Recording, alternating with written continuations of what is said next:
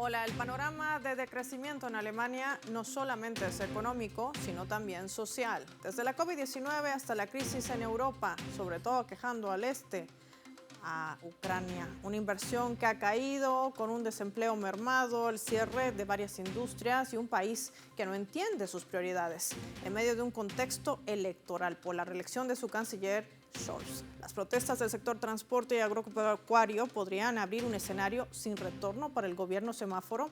Ese es un aspecto que vamos a analizar hoy, entre otras implicaciones. Todo por seguirle este juego a Estados Unidos y aplicar este modelo capitalista. Así inicia el mapa.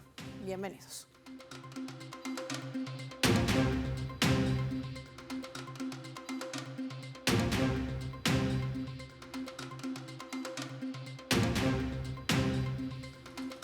Les proponemos desplegar nuestro mapa y revisar algunos datos graficados para poder entender el impacto de lo que sucede en Alemania y en el resto de Europa. Alemania, modelo de la crisis capitalista. Vamos a desplegar nuestro mapa, identificar a esta República Federal Alemana catalogada como la principal potencia económica de la Unión Europea y cuarta economía además en el mundo, con el mercado más importante europeo. Desde el año pasado, sin embargo, está enfrentando problemas. Hay una complicada situación, ya que el Tribunal Constitucional en ese país ha determinado que reasignar 60.000 millones de euros de deuda no utilizada durante la pandemia, esto el año 2021, por el COVID-19, a un fondo para el clima es absolutamente ilegal. Además, el gobierno de Scholz necesita tapar un hueco de 17.000 millones de euros, equivalente a 18.600 millones de dólares, en este presupuesto para esta gestión 2024, negociado entre la coalición Socialdemócratas, Verdes y Liberales. Por eso se llama gobierno semáforo. Ahora los agricultores están pagando la mala política económica y el mal manejo presupuestario del gobierno, lo que ha desatado progresivas protestas como la que se ha registrado en los últimos días, también en su capital, en Berlín, donde miles de agricultores con sus tractores paralizan todo el país, no solamente la ciudad. Ahí lo tienen en imágenes, un gobierno en aprietos sin saber qué hacer, qué destinar con ese recurso, pero siguen financiando la guerra. Vamos a sumar más datos para poder entender el panorama. Ahí lo tienen graficado, y es que cuando hablamos de Alemania tenemos en mente el potencial industrial, pero también el agrícola, ya que esta nación europea se ha destacado también en la industria automovilística, tecnológica, de bienes y servicios, pero la agricultura aporta el 1% de su Producto Interno Bruto anual. También hay que decir que es líder en el mercado europeo en cereales, sobre todo el trigo, cultivo de papa, hay leche, derivados de productos cárnicos, entre otros. La crisis también ha golpeado el campo en ese país, ya que tiene más de 10 años y el sector está sufriendo una caída de cerca del 1%.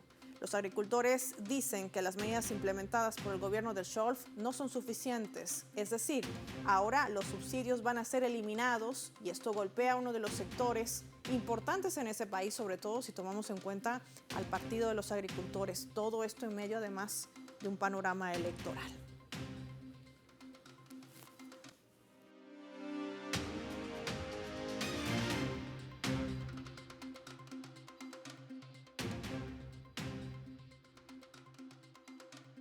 Han decidido apagar los motores de la locomotora industrial de Europa, Alemania. Vamos a analizar esto y mucho más con nuestras invitadas. Voy a sumar desde España, ella es escritora y redactora del medio digital Revista La Comuna. Carmen Parejo con nosotros. Hola Carmen, qué gusto tenerte en el mapa. Gracias por tu tiempo para Telesur.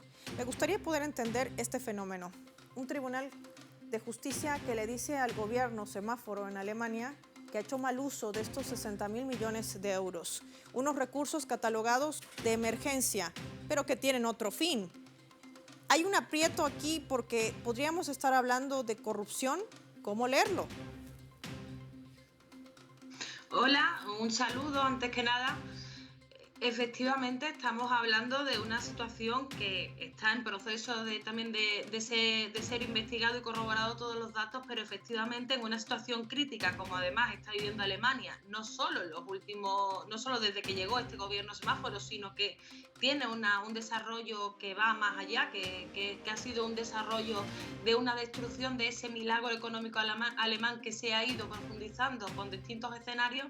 En medio de esta situación crítica, si efectivamente todos estos elementos se ponen sobre la mesa, lo que estaríamos hablando es que no solo no están trabajando en la dirección de solventar los problemas profundos y estructurales que tiene el país, sino que hay un sector de la clase política y dirigente que se está aprovechando de esta situación crítica, se está aprovechando también de organismos y de foros como es el Foro de la Unión Europea, y todo esto lo están haciendo en un contexto donde su ciudadanía está empezando a pasarlo muy mal por toda la situación crítica. Entonces creo que además de una cuestión de corrupción en sentido económico, también se vincula directamente con una corrupción política que ha determinado la historia reciente de Alemania, por lo menos desde la Segunda Guerra Mundial y sobre todo tras la unificación alemana, y que se ha profundizado también en otros organismos y que podría abrir también una brecha general de análisis de qué ha ocurrido a nivel estructural en Europa y por qué Europa está ahora mismo en esta decadencia tan absoluta, donde Alemania, que era el referente, se muestra incapaz de resolver los problemas estructurales e incluso se agravan en una esfera que parece eso de casi de Estado fallido, donde la corrupción campa a sus anchas. Muy interesante lo que nos dice Carmen para poder entender la lectura también geopolítica de lo que implica esta convulsión social y económica al mismo tiempo, que prácticamente pone en quiebre a una de las locomotoras más importantes, a una de las economías, Carmen, más importantes de Europa, la alemana. Vamos a sumar también desde España, nos acompaña la escritora argentina de la red de intelectuales, Sara Rosenberg. Sara, qué placer tenerla en el mapa, gracias por su tiempo para Telesur. Cuando vemos este tipo de fenómenos, una verdadera convulsión social que no puede ser controlada por el gobierno semáforo en Alemania, nos preguntamos si este tipo de sucesos se replicarán en el resto de Europa. La población está cansada de que la prioridad no sea el bienestar de su pueblo, sino la guerra. Bueno, es interesante contextualizarlo porque estamos frente a una situación internacional en la que la guerra se está ejercitando como eje de las políticas, es decir, la guerra es contra todos los pueblos del mundo y a favor de la gran maquinaria de la industria financiero narco-militar. De hecho, Alemania está demostrando que con los recortes a las subvenciones del diésel agrícola por la que han salido a la calle los transportistas, los camiones, los pescadores, los maquinistas, han bloqueado 60.000 millones están bloqueados porque eso va dirigido a ampliar el gasto militar. Esto tiene una lógica aplastante y la guerra necesita grandes presupuestos, evidentemente, y al mismo tiempo y en el mismo aspecto tenemos que entender que la estrategia de Europa, que en este momento responde absolutamente, ¿no es cierto?, al hegemón, es decir, a las necesidades de Estados Unidos y de la OTAN, es una estrategia contra el desarrollo económico de los pueblos, contra el desarrollo social y a favor de una guerra que justamente en este momento vuelven a plantearlo en el foro de Davos, diciendo que necesitan más dinero y más apoyo para la guerra que se está librando en dos sitios muy calientes, pero en muchas otras partes del mundo, sobre todo en Ucrania y en Palestina. Esto, sin duda, se va a replicar y ya se ha empezado a replicar. Hoy justamente han salido a la calle en Rumanía también los agricultores porque no quieren aceptar que sus precios de cosecha se hundan a causa de las importaciones de Ucrania y a causa de la bajada y la subida de justamente la energía que necesitan para trabajar el campo. Detrás de esto, y no podemos olvidarnos, porque es histórico, está el terrorismo que se ejercitó contra, no sé si recuerdan, el Nord Stream cuando lo dinamitaron. ¿Qué significa la dinamitación del Nord Stream? Tenemos que pensar que con eso se pretendió aislar a Rusia, romper las relaciones de una energía y de un oleoducto que permitía una energía mucho más barata, que hubiera solucionado muchos temas, ¿no? Es decir, todo está conectado y no podemos en ningún caso olvidarnos de la estrategia de guerra permanente y de guerra total que está llevando adelante la OTAN y la Unión Europea, por supuesto. Sin lugar a dudas, la gran pregunta es ¿a qué costo? Y si están dispuestos a seguirla pagando. Le pido a Carmen y a Sara que se mantengan en línea. Vamos a marcar nosotros la pausa y lo hacemos con nuestra escala.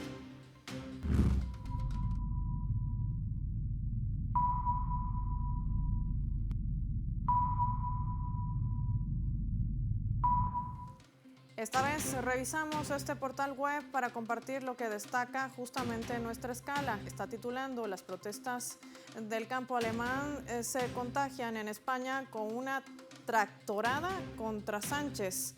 El cuerpo de la noticia habla justamente de este tipo de movilizaciones que se generan en este país ibérico a propósito de las medidas implementadas por el gobierno de Olaf Scholz. Medidas que van en contra del sector agropecuario. El transporte también se ha sumado. Hay un retiro del subsidio en el tema del diésel y también la gasolina, que golpea a esta zona, que es una de las más poderosas, podemos denominarlo así, que sustenta el comercio interno y también la demanda de sus ciudadanos, golpeados también por una crisis energética. Todo por seguirle el juego a Estados Unidos en su disputa contra Rusia y también contra China. Ya volvemos.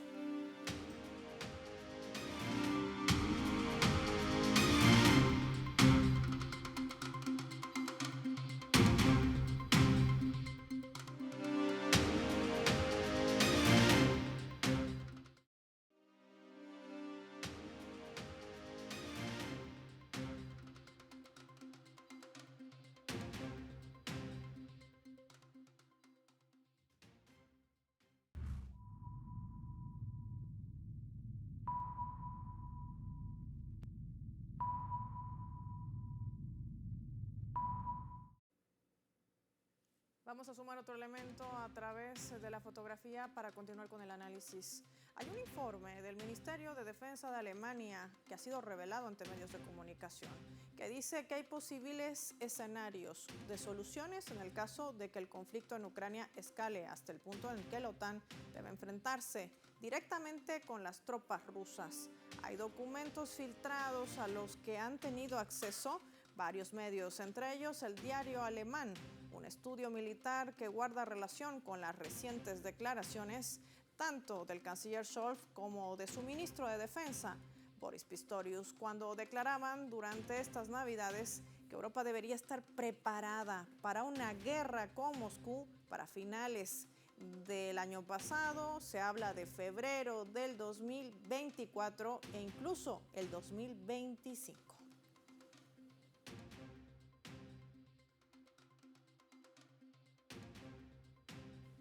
Carmen, cuando vemos información como esta, que además se filtra ante medios de comunicación, no podemos dejar de preguntarnos si este escenario es factible, es real, o estaremos frente a una cortina de humo para tratar de tapar lo que está ocurriendo dentro de Alemania, descontento social ante la crisis y sobre todo un gobierno totalmente supeditado a una política estadounidense.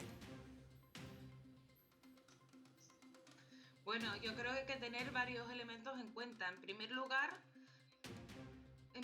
recordar que la OTAN surge bajo una supuesta amenaza de una invasión soviética de Europa que nunca se produjo, que además de hecho no se iba a producir, que incluso el promotor de este planteamiento aclaró en varias ocasiones que a lo que se refería era que podía producirse una agudización de la lucha de clases en los países occidentales y que el temor no era una invasión soviética, sino más bien que hubiera una revolución socialista en determinados países, y ese era el temor por el que realmente se crea la OTAN.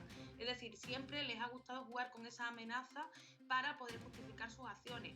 Por otra parte, hay que tener en cuenta en esa dinámica de geopolítica internacional, Alemania, el ascenso, el milagro económico alemán, se sustenta en varios elementos. El primero es la inversión que hace Estados Unidos después de la Segunda Guerra Mundial en la República Federal Alemana, que eso supone una fuerte industrialización, incluso genera unos movimientos migratorios hacia Alemania y de otras partes de Europa.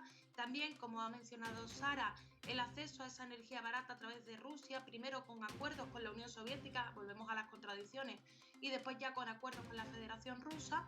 Y en tercer lugar, la creación de la Unión Europea como un mercado único, con una moneda única que garantizaba que las exportaciones alemanas tenían un espacio, tenían un mercado sin que se devaluara su moneda local como ocurría previamente con el marco. Esto hizo que Alemania, o el eje franco-alemán que se llamó, dominara políticamente en la Unión Europea, y en el año 2003, con la invasión de Irak de Estados Unidos, que es un ataque además al euro, Alemania y Francia se rebelan un poco contra Estados Unidos, y Estados Unidos lo deja claro. La vieja Europa, la Europa de Francia y Alemania, ese eje franco-alemán, iba a desaparecer y se iba a favorecer la nueva Europa que se iba hacia el este y que iba a tener como líderes a Polonia o a los países bálticos. Esto es algo que estamos viendo que se ha desarrollado también por las propias políticas que ha implementado Alemania de deslocalización productiva, pero también incluso por esa otra vez financiación o sobrefinanciación de un desarrollo industrial en Polonia, que ha generado que actualmente Alemania también haya perdido peso incluso internamente en la Unión Europea. La estrategia de Estados Unidos fundamentalmente es evitar a toda costa que se pueda producir una gran unión euroasiática, sobre todo en sentido económico, comercial, y para eso hay varias opciones, pero una de ellas, y siempre ha estado sobre la mesa, era romper a toda costa las relaciones entre Rusia y la Unión Europea, que también supone de alguna manera un hándicap para las relaciones entre China y la Unión Europea, incluso a nivel de mapa, a nivel geográfico. Entonces creo que lo que estamos viendo es cómo se reproducen todos estos conflictos geopolíticos y cómo se están poniendo ya de manifiesto, cómo se materializa algo que se ha ido construyendo en los últimos años desde que se inicia esa decadencia del mundo unipolar, y Estados Unidos va con todas y ya no les sirve el instrumento que fue Alemania en su momento, y ahora busca instrumentalizar a otros países europeos también con la misma finalidad, que es mantener su hegemonía. Sobre esta réplica de modelos fracasados capitalistas, le propongo a Sara revisar nuestra leyenda para continuar con el análisis.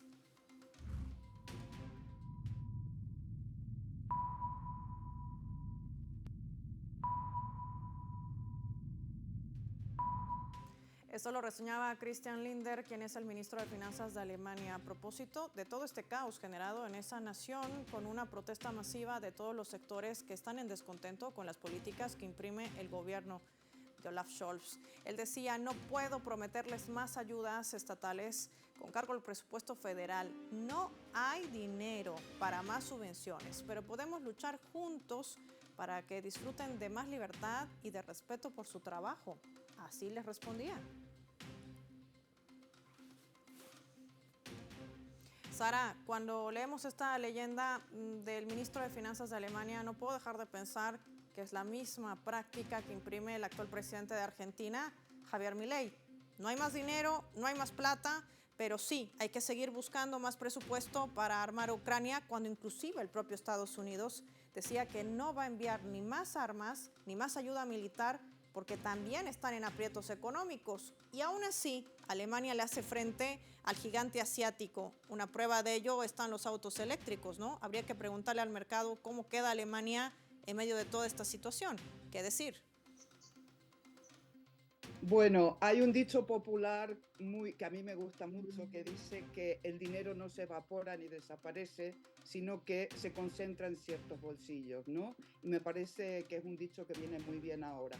Hay una encuesta reciente donde el 70%, que dice que el 70% de la población en Alemania está contra las políticas de austeridad, es decir, de robo de los dineros públicos de Scholz y de su gobierno tripartito, socialdemócrata, liberal y de los verdes. El ministro de Economía o el ministro de Agricultura, perdón, de los verdes fue abucheado en las manifestaciones justamente cuando fue a decir estas burradas de que todos juntos podemos avanzar cuando se está destruyendo lo básico, que es la agricultura, el campo y el desarrollo industrial de un país que había sido en cierta forma lo que se llamaba en Europa la locomotora de Europa, ¿no? Ese dinero, insisto, se está invirtiendo ¿no es cierto?, en otras cosas. Se está invirtiendo en la expansión de la OTAN y se está invirtiendo en la guerra. Esa es la política que sigue Alemania, esa es la política que siguen todos los países que en este momento están dentro de la Unión Europea, porque tenemos que recordar que al momento en que se funda la Unión Europea, toda la soberanía nacional como problemática profunda se pierde, porque ya no deciden los gobiernos, sino que decide un ente supranacional absolutamente conducido hacia las políticas que estamos viendo en este momento concreto de expansión de las fronteras de la OTAN hacia el este, que ha sido una constante.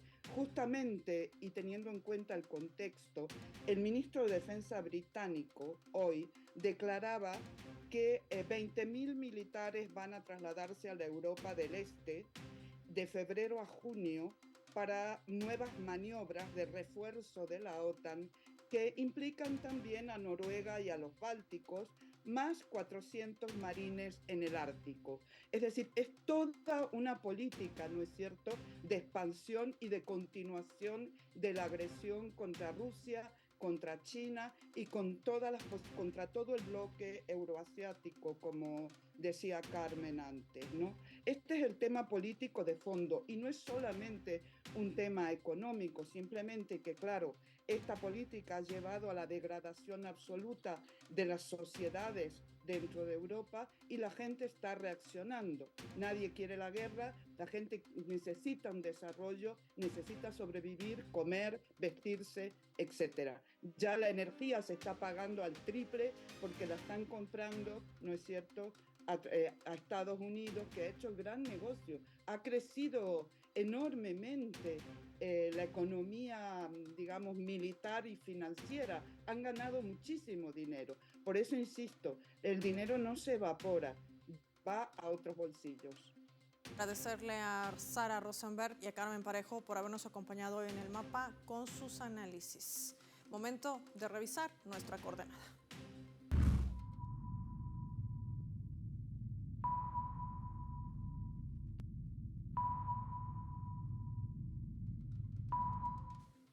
Sin embargo, hay otros hechos geopolíticos que se vienen desarrollando y que tienen también impacto en el mundo. Santiago Botón, desde Guatemala, nos va a comentar sobre la toma de posesión del ahora presidente Bernardo Arévalo. ¿Qué implicó ese movimiento y retraso de más de 10 horas para que se desarrollase y, sobre todo, en medio de qué desafíos ante esos intentos de desestabilización, interrupción de la democracia y respeto del voto?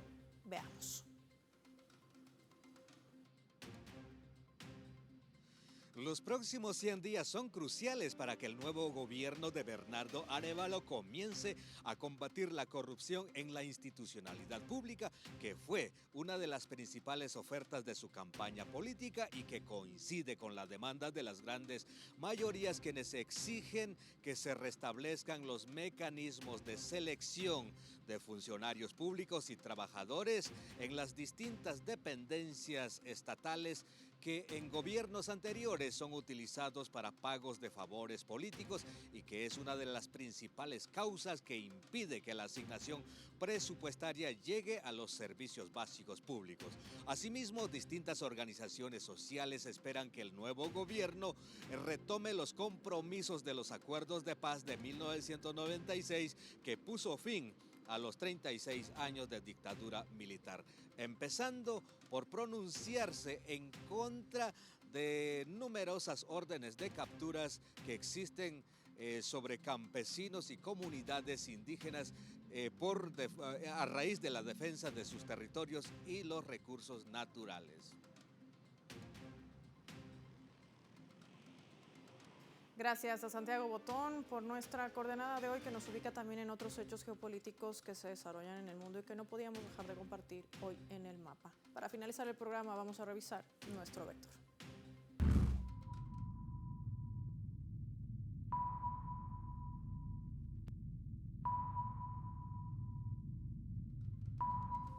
Nuestro radar en el mapa hoy nos refleja el vector que es el punto más relevante sobre esta temática. Alemania está en recesión por seguirle ese juego geopolítico a Estados Unidos. 60.000 millones de euros de recursos contra la COVID no fueron utilizados en la gestión 2021 y fueron destinados para otros asuntos, entre ellos el climático, y esto se constituye en una ilegalidad y hasta en un hecho de corrupción. El gobierno semáforo en ese país está acatando la sentencia del Tribunal de Justicia, que ha dicho que la enmienda no era legal, y esto pone en aprietos a la Scholz. Además, hay errores que se siguen cometiendo por la eliminación de subsidios y desatan protestas que no van a detenerse, replicando el descontento en otros países europeos. Al parecer, la reelección del canciller estaría en juego, y la crisis en Ucrania es una cortina de humo para seguirle generando ingresos a todos los complejos armamentísticos militares, entre ellos el de Estados Unidos. Y Europa dice que seguirá destinando más recursos a la guerra, pero no hay dinero para el pueblo. Soy Paola Pérez y nos vemos en otra edición del Mapa.